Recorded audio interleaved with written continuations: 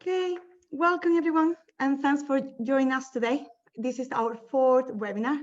Today, we'll have a guest, Oli Caviglioli, who will give us a bit of an insight of dual-coded explanations. And just a little bit of information before we get started. Please, if you got any questions, we have a chat bar where please do not hesitate, just ask any questions you might have. I will be collecting them, making note of them, and at the end, we will all ask all the questions that we might have to the guest. And if you want to know anything more about EdTech program, if you want to see previous or future webinars, or if you just want to have the resources that we are creating as part of the EdTech program, please do not hesitate and just sign up to our newsletter, who is sent every fortnight.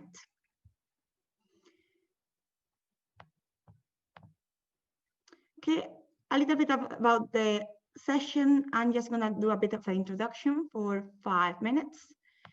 And then I will just hand it over to Oli Caviglioli for the following 40 minutes-ish. And then at the end, we'll have 5-10 minutes space for questions and answers. And hopefully we will be finished by 5:15.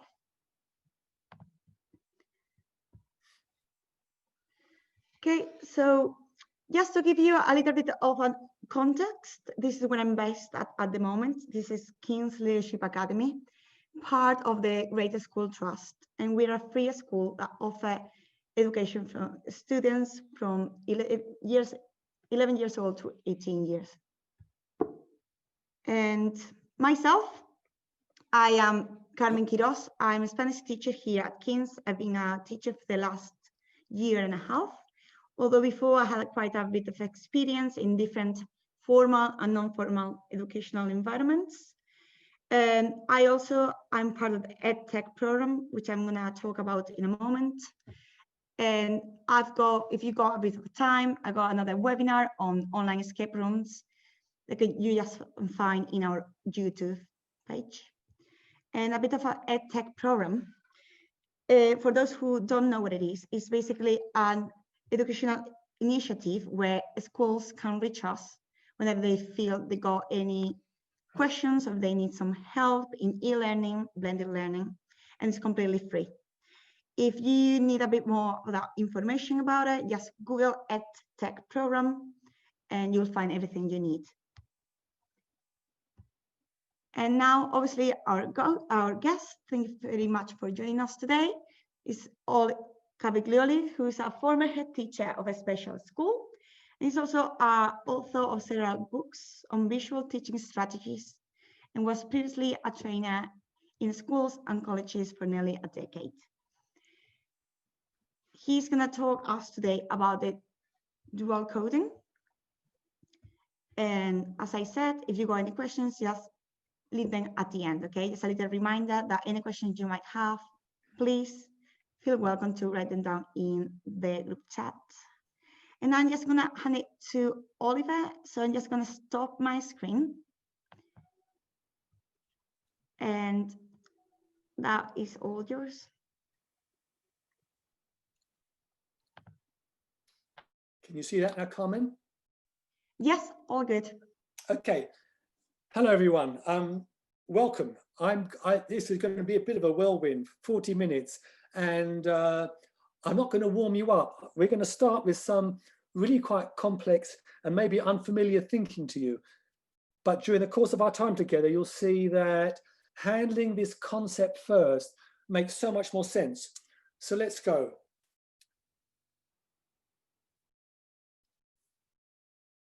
So Richard E. Mayer, 4 decades researching the use of visuals and images, and this is his conclusion. And his conclusion relates to all people. This isn't anything to do with learning styles or visual learners. This is what he's found overwhelmingly, 40 years of research. So let's investigate that slightly. So if you look at the top, I have 4 sections for today, so I'd better not hang around. The first one is the most unusual, unfamiliar notion that maybe we regard ideas as objects And this basis of our later abstract mature thinking has a really significant basis in our toddler experience, pre-linguistic, which we're going to go into very, very shortly.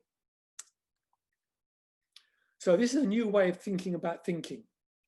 Are you ready? So open your mind, be prepared to explore and reevaluate what you thought about thinking. So I'm going to start off by letting you know about a phrase they use in Japan, which is that if you want to know about water, you don't ask fish. I know it sounds strange. If you want to know about water, don't ask fish, because you see, a fish only ever spends all its life in water. And so for a fish, there's no such thing as water. Only when the fish comes out of the water, this is metaphorical, don't take it literally, it has an epiphany. It looks back and it goes, ah, now I see, now I'm not in the water. I can see that what I was swimming in was a thing, and this thing was called water. So I'm hoping to show you in just the next couple of minutes the water that we've swum in. And unless someone's talked to you about it before, it's never been noticed. So I want to start off by giving you a bit of a test. Well, it's not so much a test, don't worry.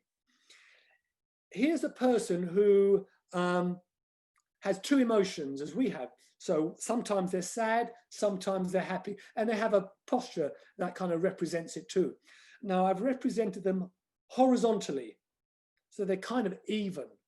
Now, if I were to ask you to put them on a vertical plane, one above the other, which would you put above and which would you put below? Of course you do that. But I want to start questioning you, and I want you to start questioning yourself. Who taught you that? Who taught you that when we grade emotions, some are literally higher than others? Let's look at morality or ethics. We have the occupations, the actions of a priest and a robber.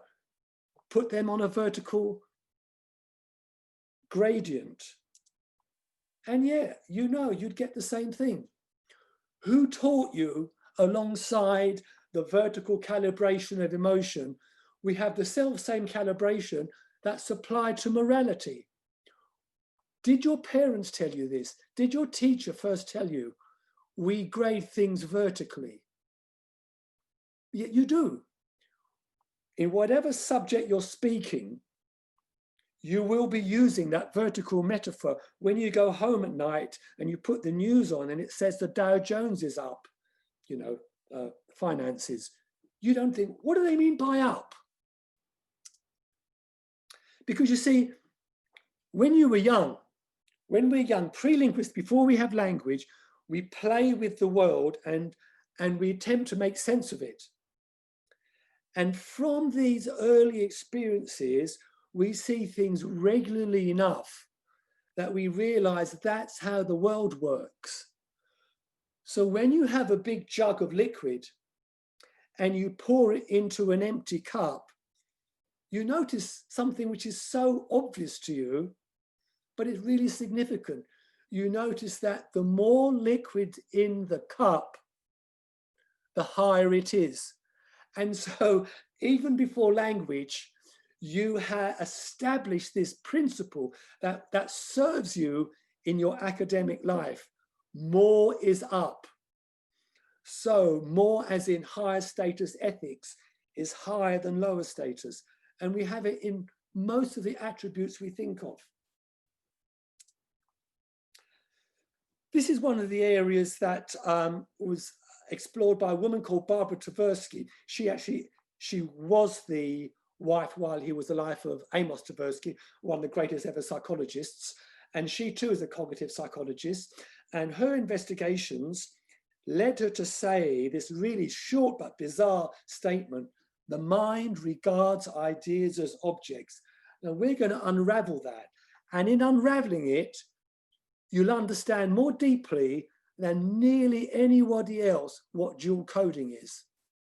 So before we get into graphic organizers and design and everything, I want you to understand why human beings have found the use of visuals so effective. And so early on, I'm telling you why they find it effective. It's not because they're visual, because the people are visual, although they are. It's because the structure of our thinking is only an elaboration of what we discovered when we were toddlers. So let's explore that now.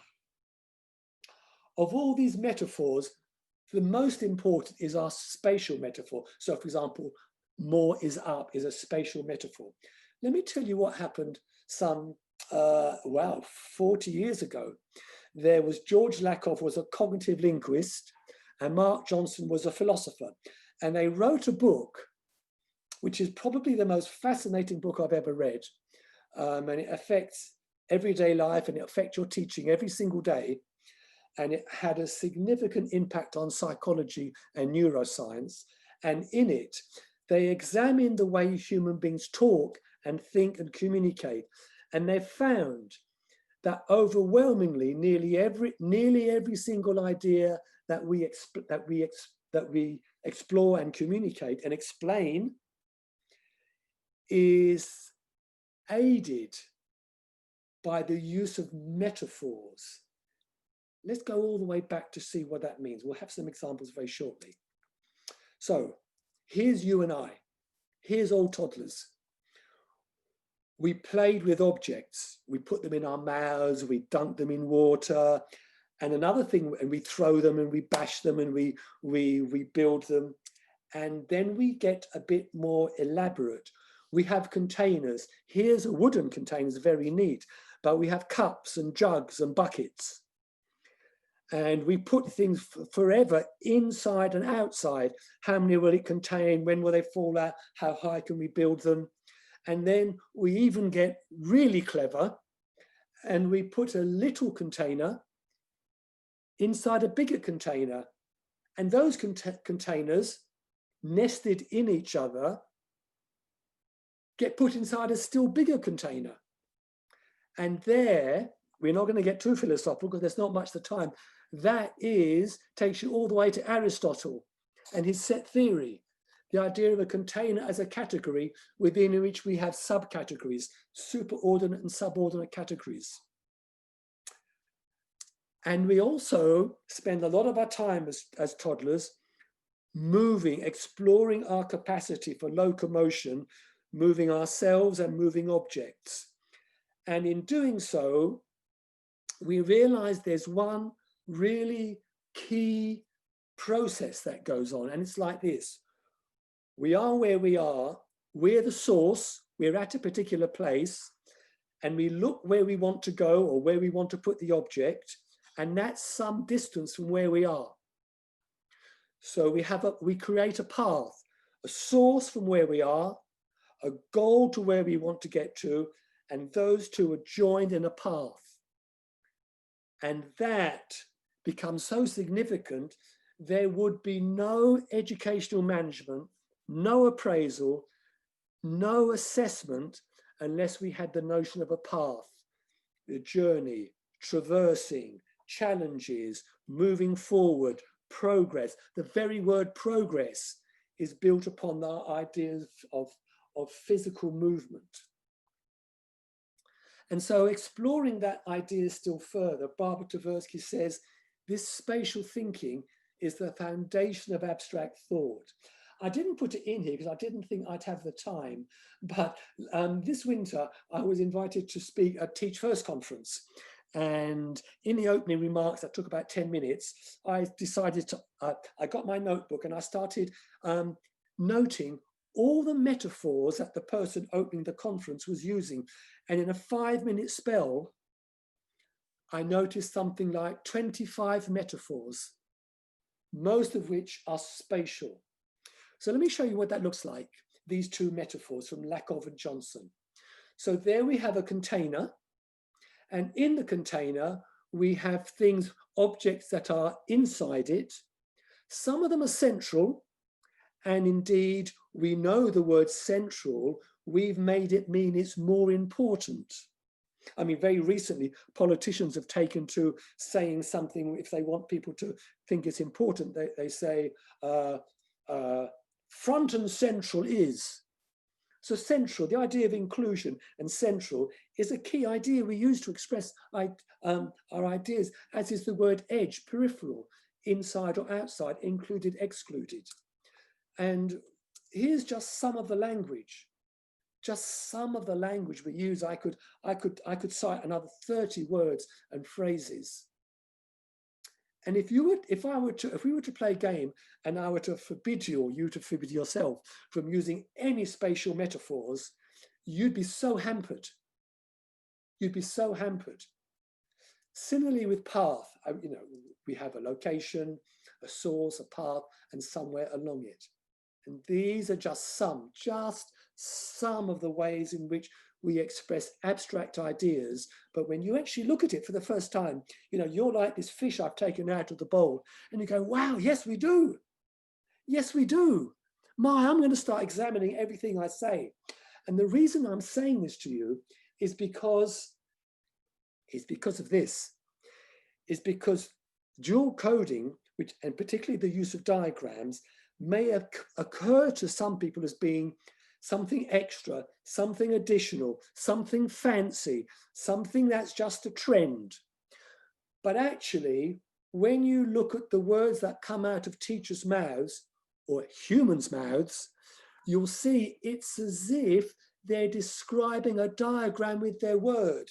They're describing objects in space, but they're only using words.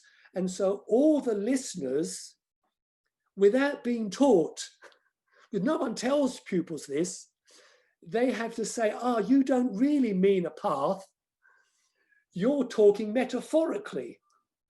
For all of these phrases, none of them are literal, and yet we don't warn students. Now, 3/4 of my explanations can be metaphorical. We don't say that. So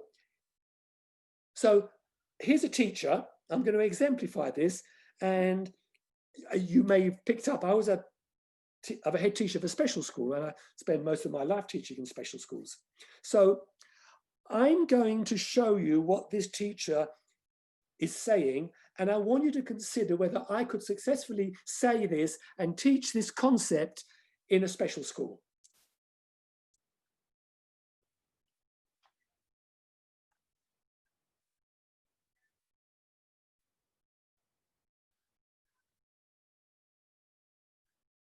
So what do you think? Now, when I was a student myself, I did A-level English, and I can imagine that even as a sixth form student, and I saw that, I'd go, wow, what's that about? So before I explain it, I want to put another perhaps controversial idea in front of you. So it's deliberately provocative, but I hope not aggressively so.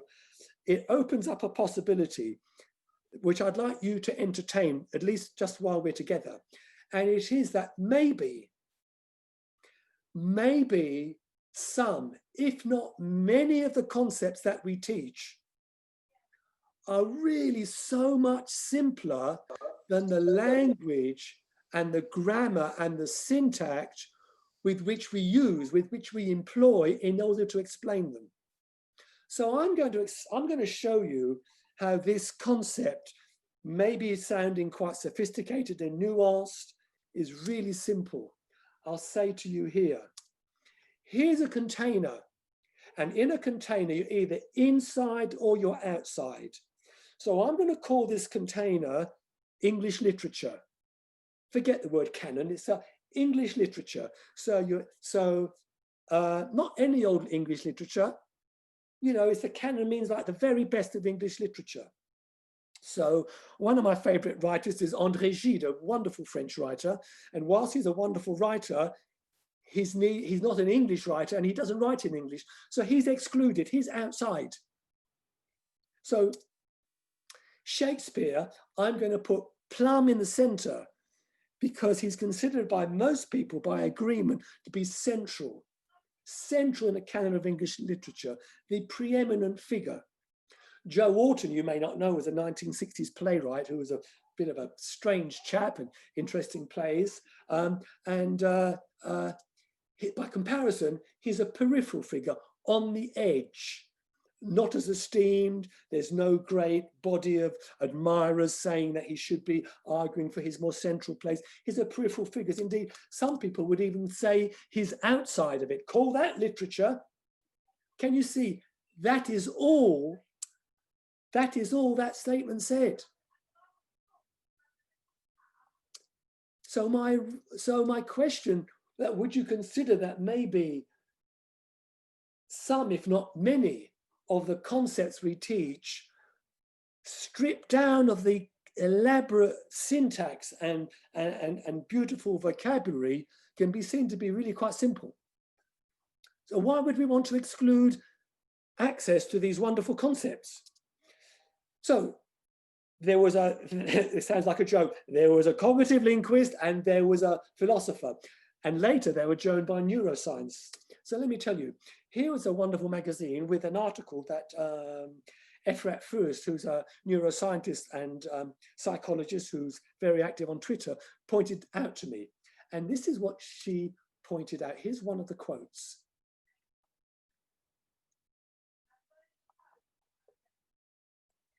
You're going to have to read this twice. You're really going to have to read this twice.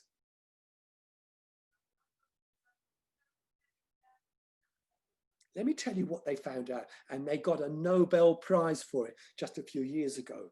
We found out that you've all heard of the hippocampus. You may not have heard of the entorhinal cortex. We discovered more about it because, unfortunately, us human beings, we grow quite old and we get Alzheimer's disease. And when the humans don't go right, when they go wrong, we discover what it is that we do that works well. So what we discover is that when people have Alzheimer's, we can pinpoint where their brain starts to malfunction. And we know that people with Alzheimer's both physically get lost and they find learning anything very difficult. And what we found, we have some place cells in which, and animals have these too. So I mean, have you ever wondered, when you walk around, how do you remember where everything is? You go to a new town and you remember, because it's as if we have this hologram of place cells. And as we walk, you know, in our central computer, in our brain, it gets noted where we go. Yeah, I can see that. And there's been lots of research with animals, you know, squirrels, how they find their nuts, etc. The really amazing thing that these neuroscientists are saying is that they're really quite convinced now that this is exactly how human beings organize ideas, as if they were objects. And objects occur in space. And space will be the theme that we now develop. So here's two problems. And normally what I do, I get you to do an exercise, but we don't have time for it. So I'm merely going to tell you about it, which isn't even half as powerful as doing it. So here's what it is. I normally get teachers, one of them looking at the diagram throughout and listening my words, that's to say words and image, and half of you with their back to the screen, just having my words. And at the end, I'm really cruel. I pounce on people and I ask them to summarize what I'm saying, and they become jabbering and they can't. But here we're not doing that, so breathe a sigh of relief. Here's dual coding theory. Working memory, tiny, limited, long-term memory, infinite. So with regard to the information that comes in, we have visual information and we have verbal information. And for survival and evolutionary reasons, they come in and stay separate as two separate channels. You know, I've really wondered why that was until someone told me, Oliver, really, you're really quite dim. It's obvious. So when it's dark, you can still hear. So they work simultaneously and they work separately. And in terms of working memory, we can hold so little. So there are complicated words for it, but Badley and Hitch provided us with these two lovely metaphors. So a really tiny auditory loop, tape recorder, really can't contain many words. So if, by the way, you were having your back to the screen, you would have found this, you'd have been starting to get rather lost. And a visuospatial sketchpad, you're really the tiniest of sketchpads, very soon it gets filled up. Now, these two, whilst they are separate, they sometimes connect. So if I were teaching you French and I was teaching you the French word for cat, the word chat, we'd look at the word, we'd look at the pronunciation, and I would also provide an image for you. So it means in the encoding process, and you know, learning is encoding. And so the word dual coding means nothing more than encoded twice. One meaning encoded with the word and also encoded with the image. So the double encoding doubles the encoding strength, which means it's double the learning strength. And it leaves a double memory trace, and therefore it doubles your capacity for its retrieval. This is what I call story number one. Alan Pivio, the originator, spent 40 years on this, and he was testing people with very simple words and concepts. Nothing to do with diagrams and concepts and understanding. But he did write about what I've called story number two. This gets really interesting now. The structure of information, visual and verbal, is different. Now, you know verbal information is linear, which is why it's lovely to speak and people get hypnotized by listening to it, but they can't remember much. They enjoy it, but they can't remember much. Words are processed in a non-linear fashion. So they're processed differently. By synchronous, Alan Pivio meant you can look at the whole diagram in one go. And he did, psychologists after them did some research where they gave students just text, and they gave other students text and a diagram. And the ones who were given the text and a diagram were able to understand it far more quickly and far more accurately. And if you like a bit of jargon, that's called computational efficiency. And this is spatial story number two, because it isn't just the visual, it's the spatial. And now I hope you're linking up with spatial thinking, ideas as objects, objects occur in space. So there you are as a teacher, you have a schema, which is private, which is invisible. And yet, despite this, I mean, this is the most important thing in the classroom, your schema, and you can't see it.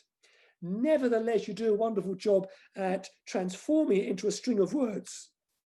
However, these, and you know, you're very engaging and you're precise, but these words are formless and they are transient. They disappear. And we wonder why students find it hard just to listen and take it in and be as wise as you.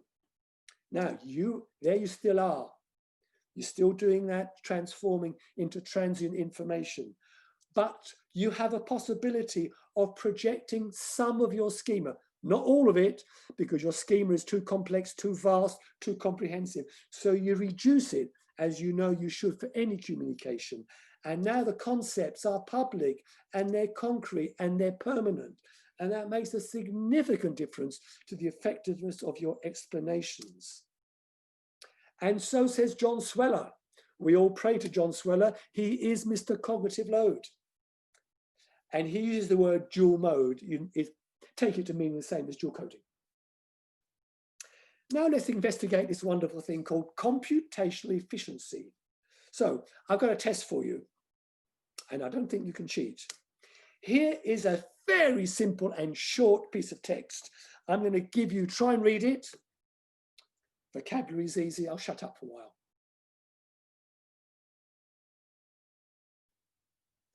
There you go. Didn't take long. Now answer these three questions. Excuse me.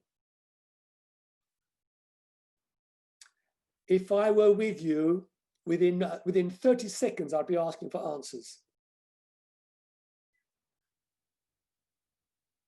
Imagine me pacing round, tapping you on the shoulder, calling your name, cold calling. Harry, could you tell me which department has the most people in the Modern Europe project? Come on. Jenny, what do you think? Who's the highest ranking person? There's that metaphor again. Oh, highest ranking, calibration, status, more is up. Which people are not involved in Modern Europe project? These are the clever ones because it doesn't say there. So you have to do a bit of inference there. Really, I'd really tease you. people do extraordinarily poorly. I know it's artificial, and I know you don't write as poorly as that, but it really makes the point. Text can be really computationally inefficient. It doesn't reveal its meaning that easily. Now, by contrast, I'm going to give you the same information in spatial format, not linear, that requires sequential processing, visuospatial format. Oh, just to remind you of that, by the way. Please remember that off by heart. There you go. Same information, there's the 3 questions. I won't even waste time asking the questions and asking for the answers because it's so damn obvious. Now, sometimes you need to teach, or you do need to teach your children how to prize text apart to get to the meaning. But if you do that all the time, it's like what Daisy Christodoulou says, it's like assuming marathon runners run a marathon race every day. They don't. They break the task up and practice different things. So if you really want the concept across, look at the difference a diagram makes. Here's one of those 2 psychologists who did those early researches, who came up with the idea. So, Barbara Tversky, again, spatial thinking is the foundation of abstract thought. Now, teachers have come across the word schema now. There was a period of time, about a decade, I thought it lost from teachers' lexicon, but it's returned. Hooray! This is what it's all about. And I mentioned Efrat first, and we all know David Dider, a wonderful teacher author. I've been reading psychology books for the last 40, even 50 years. And whenever they talk about schemas and illustrate them, they always draw them in this similar way. Nodes and networks. So let me show you a student. There's a student in your school. Above is their schema. I didn't have time. I didn't have the space to fit it inside the head, but you take it, that's where it is.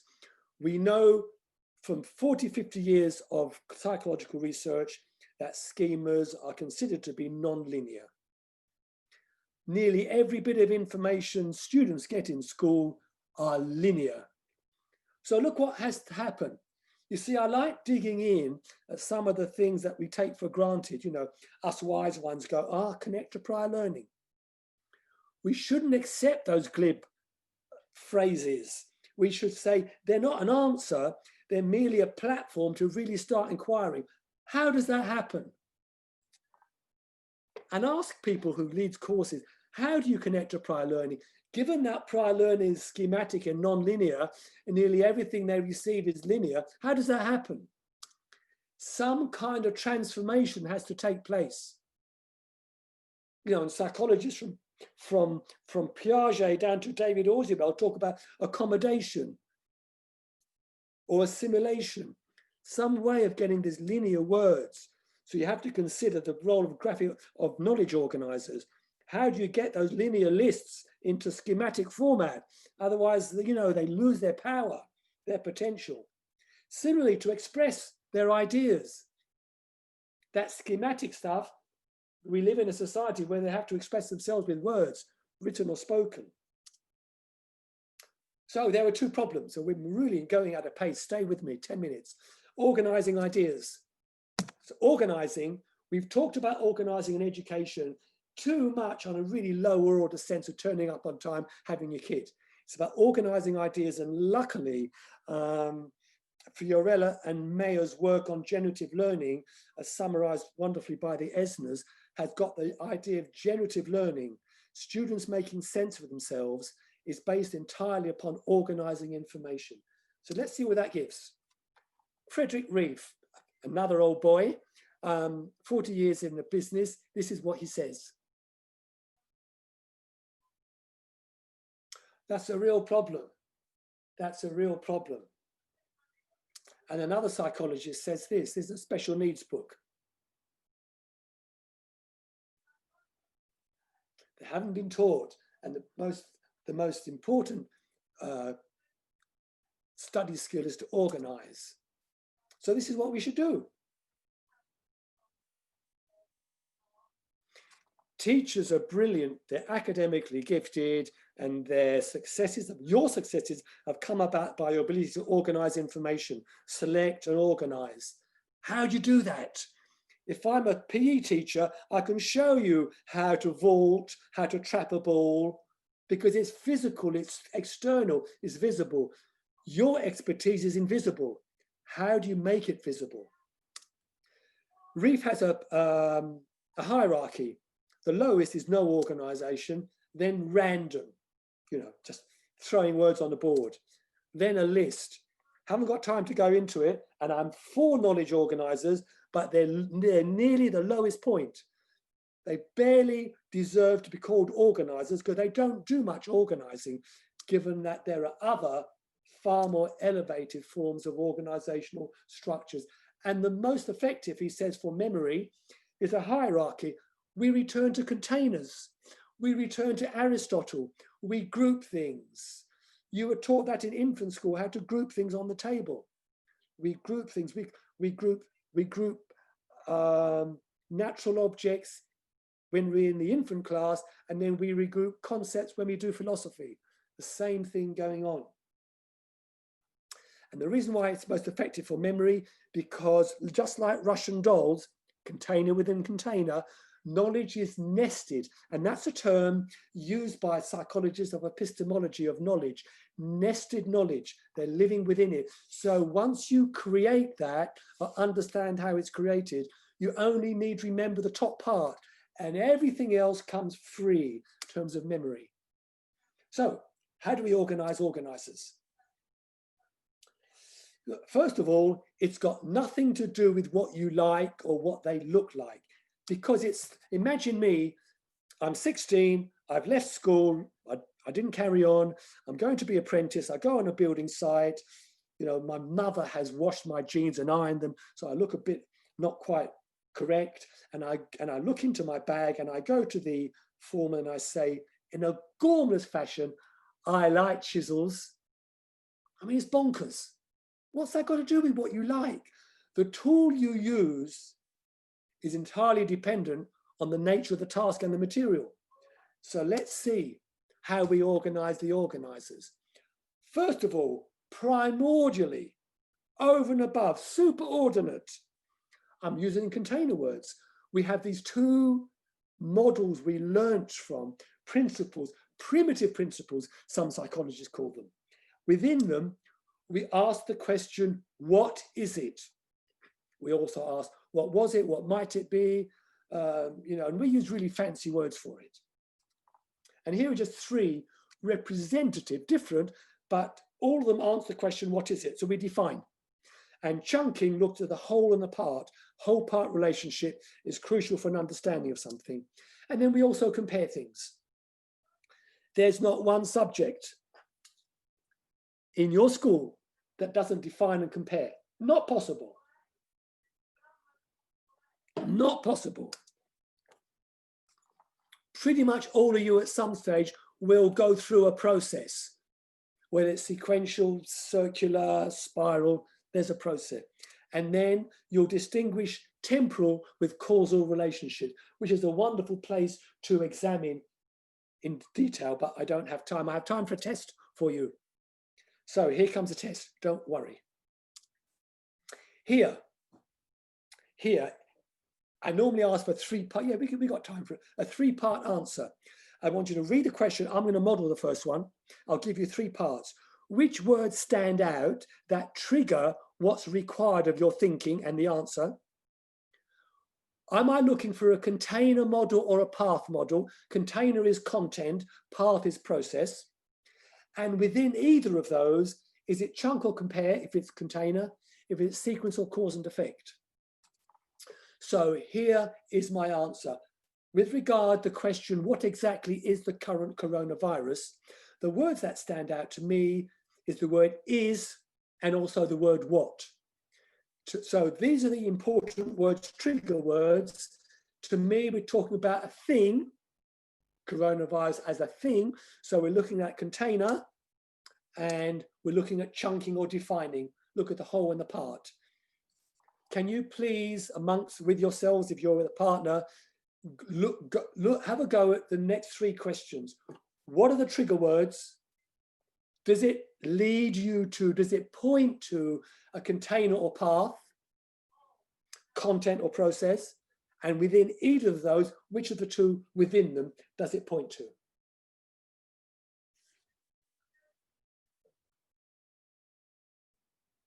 Try and do it quickly, see how that goes.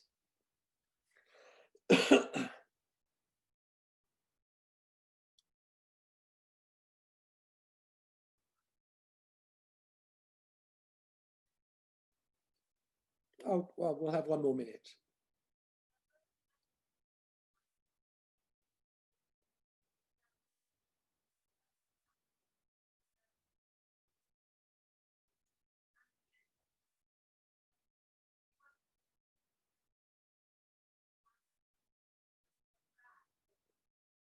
Okay.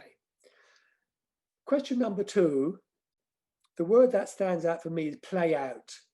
Play out is events occurring. Events occurring, and we use spatial metaphors, by the way, for time. You can't put your hand on time, yet we always say it's a line. Time, past, behind, the future, you know, going forward, all that malarkey. So it's play out are the trigger words. It points to path. I'm not asking you why, I'm just asking what happened, man. So it's sequencing. In what ways is the current coronavirus and SARS similar? And obviously the word that stands out, shouts out, is the word similar. Similarities and differences, we're talking about things. So is a container. Similarities and differences, an inherent part of comparison. That if we had more time, we'd look at one of the ways in which we define something is by comparing it. So the 2 are very closely interrelated by sequence of working it out, but I'm going to go through it anyway. What impact did the SARS virus have on the global economy? The word is impact and the word on, which shows you movement from source to goal. Everything in a path happens with force, with energy. And so we have path, and I'm looking at impact, I'm looking for cause and effect. Well done. Okay, so here's the last one. Here comes a solution. I've given you all the bad news. Here's a solution. This exercise that many people have started to do now. In my courses, I do it. I teach you about Corsica. I don't have any time for that, but I'm going to go through a walkthrough and show you what happens. So there you are, giving an explanation. So in addition to having your schema private and you giving your transient information, use a visualizer and use a diagram, but you notice only part of the diagram. There's a thing called map shot. You show too much straight away, incrementally, bit by bit. So your words and the image develop at the same time, and you must signal which of your words relate to which part of the diagram. Otherwise, your students can get lost. Step number 2, after one part of the diagram, you get your students to explain by expanding. You could give a rule. For every key word, I want at least 2 sentences. And as they explain the map to each other with the index finger of their hand they write with, they trace the contours of the line, of the branches. The teacher goes back and then you'll see it's the next branch. So you're doing it, it's called task analysis, bit by bit.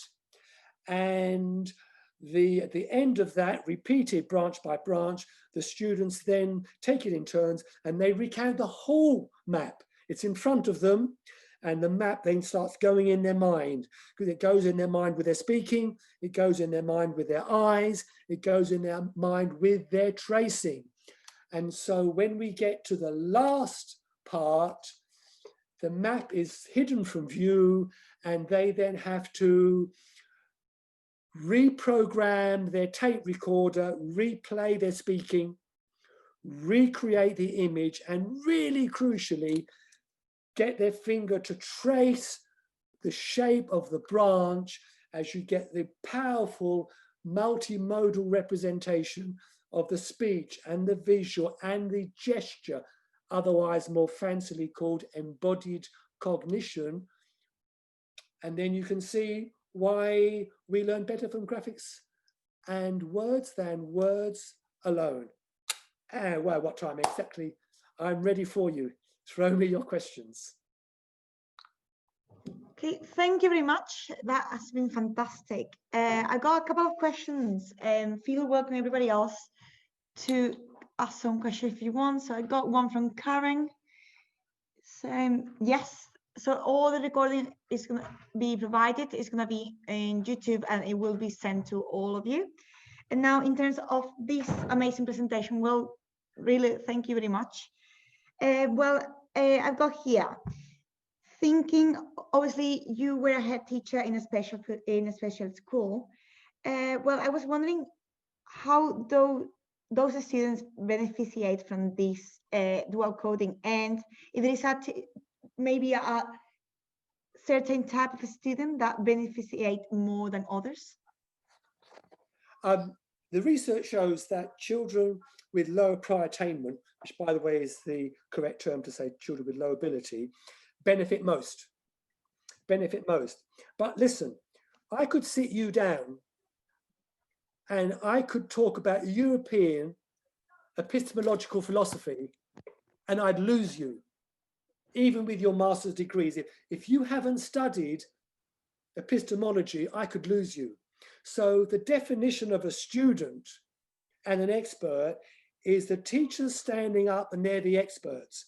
And I know students have valuable things to tell you, but overall, you really got to admit the people sitting down are younger, and the reason they're sitting down doing most of the listening and following your instructions is because they don't know the subjects that you spent years learning. So in that sense, every student is a student with low prior learning. Yeah, I agree with you. Yeah, fantastic. And I must say that there are so many things that I can get from here. From obviously, I'm a Spanish teacher. I'm thinking already in a few things I want to put in place as soon as possible. And on that way, well, another question I've got is, what advice could you give to some teachers who haven't used any dual coding at all, and that now they want to start using it? So kind of maybe some beginners, let's call them. Yep. Well, what I'd recommend is you follow me on Twitter. Amazing. I have got a book. I'm writing a new book with a current geography teacher, David Goodwin. So do follow him on Twitter. And he's practicing, he's trialing it all out. He's tweeting it, he's blogging it. He's got videos on how to create the maps. And our book will come out next spring. But in the meantime, follow him. He's just wonderful. Fantastic. Yeah, I'm getting so many messages in private just thanking you for this. Thank you very much. I got another question from Andy. How important is the quality of the visual that you supply to the students? And do those poor visual result in more learner confusion? Absolutely. I'd show you a 500-page book called Graphics for Learning, which is an accumulation of all the study. The biggest pitfall teachers make is they choose the wrong visual. So for example, you wouldn't choose a mind map, even though you love it, if you're doing a process. It's the wrong tool. I wouldn't use a chisel to do plastering. So that exercise we just did, the test with coronavirus, that's the way you should be looking. You look at the language, you look at the information, you don't look to the graphic organizer. And when you know which of those 4 types, am I defining, am I comparing, am I sequencing, is it cause and effect? You must start there. And then even when you've chosen the correct tool, these 2 researchers say the second biggest problem is poor execution. Poor execution. And there are 4 basic design principles that would help you, which I can go through very, very quickly now. Yeah, please. Number 1, you put, generally, everyone puts too much on this page, it's too much on this slide. Too much. you know. Secondly, they don't chunk things up. You know, the mind groups things, container. So don't just give a page of text, chunk it up. Every paragraph must have a heading. And make that heading count. For example, but don't make the first heading introduction, because that tells you nothing. Nothing. Use headings like topic sentences. Give the game away, give the gist, put it in a nutshell in the heading. The third one is to align things. Stop trying to be artistic. It's got nothing to do with art. Think of a railway timetable. I mean, don't make it as crowded as that. Or the weekend, you get a TV listings. Now, it's overcrowded, but given it's overcrowded, look how they line everything up. So the biggest secret for the graphics industry is design everything with a grid and line things up. And the fourth principle is restrain yourself. Don't use every color. Don't use every typeface. Don't use everything you can get your hands on. Far less. So 1 or 2 colors, only one typeface, loads of space, lined up. It'll look professional. So all your attempts to look professional make you look unprofessional. So just cut it out. Cut the chintz. Be more like IKEA, all right? Go to IKEA and look at their posters. They're like indoor billboards. Really simple. Make yours like that. Fantastic. I'll keep it simple. Yeah, I will definitely follow that one. And the last one, is there any online websites where you can prepare some diagrams or grids? Any suggestion, any particular favorite ones you have? No, I don't. I use a complex graphics tool, but I think still going is an American program called Inspiration. You have to pay for it. It's an app. You can pretty much use, you can create any sort of graphic organizer with that. It's still really useful. Okay, fantastic. Thank you. I think those are all the questions. So again, thank you very much. That has been really fantastic. And I got some people who are trying to get now on here. So thank you very much. So obviously this is being recorded, so it will be in YouTube in our usual EdTech website. And well, thank you very much. That has been honestly fantastic. And I'm sure that most of us, if not all of us, we're going to take so many tips from here. So thank you again. Bye, everyone. Thank you. Thank you, everyone.